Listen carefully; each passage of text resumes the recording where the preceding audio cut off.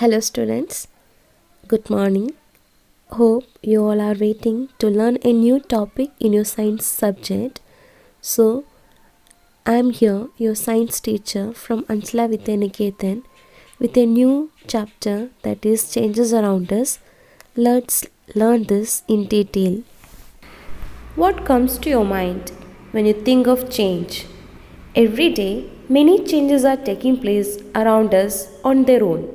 For example, in the field, the crops changes from time to time. The small plant of the paddy grows into a matured plant producing the grains. This shows that the paddy plant had come across a change in its shape and development.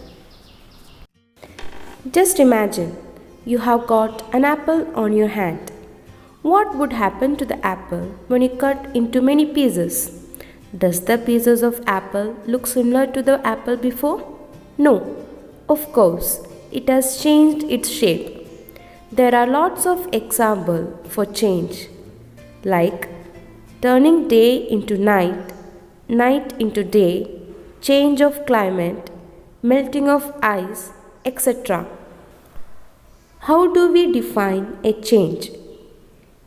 Any difference in the size or shape of an object is referred to as change. Changes are either reversible or irreversible. Now let's learn about reversible and irreversible changes. Reversible change. These are the changes that can be reversed. It means the shape can be regained. Usually, there is a change in physical properties. Mostly, a new substance is not formed in a reversible change. Let's watch some of the examples for reversible change. Take a balloon and blow it. Take care that it does not burst. The shape and the size of the balloon have changed now. Once you lift the balloon, the air gets escaped from inside and the balloon regains its shape.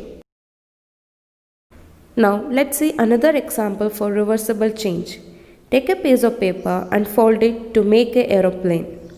Now you have changed the sheet of paper into a toy aeroplane. You have a lots of fun in flying this plane. Once you are tired of it, unfold the paper. The paper regains its shape once again. Next, learn about irreversible change.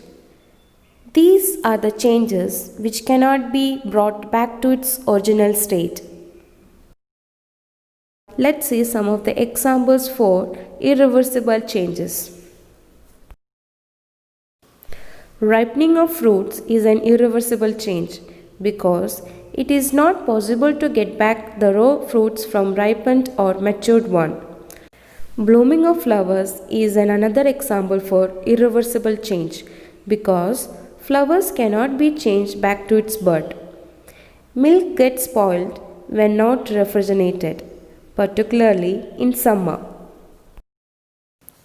This is called curdling or souring of milk, which is an example of irreversible change. Curdling of milk is also done by adding lemon juice to milk for making cheese or paneer. Burning is an irreversible change, where a substance is burned to produce a new material. These materials are ash and some gases. Because the ashes and gases so formed cannot be converted back into paper again. Expansion and contraction. When the temperature increases, the particles of a substance expands or becomes loose. When this happens, the material is said to undergo expansion. When the temperature decreases, the particles of the substances contracts or become tight. When this happens, the material is said to undergo contraction. Let's see some of the examples for expansion and contraction.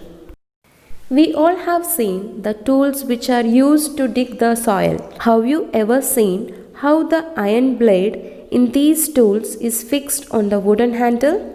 The iron blade of these tools has a ring in which the wooden handle is fixed. The ring is slightly smaller in size than the wooden handle. To fix the handle, the ring is heated and it becomes slightly larger in size. That means it expands. Now the handle easily fits into the ring. When the ring cools down, it contracts. Then it fits tightly on the handle. Such a change is also used to fix the metal rim on a wooden wheel. On heating, the ring expands and fits into the wheel. Cold water is then poured over the rim, which contracts and fits tightly onto the wheel. How does these changes take place? When we apply a force, it can bring changes in certain things. It can change motion, shape, and size of the object by push or pull. For example, when a potter applies force on the lump of soil, it gives shape to the lump. When a goldsmith hammers a piece of gold, he makes intricate designs on it. The another cause of change is temperature. Change takes place due to temperature, which brings changes by causing increase or decrease in temperature. For example, when ice is kept on room temperature, it melts and turns into water. When a candle is burnt, its wax starts melts because of higher temperature. We find that some changes can be reversed while some others cannot be reversed.